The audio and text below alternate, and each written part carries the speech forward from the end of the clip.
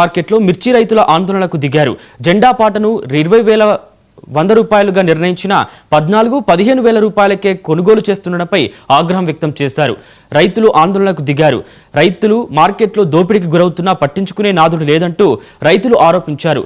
జిల్లాలో 3 మంత్రులున్నా ఒరిగేదేమీ లేదని ఆవేదన వ్యక్తం చేశారు.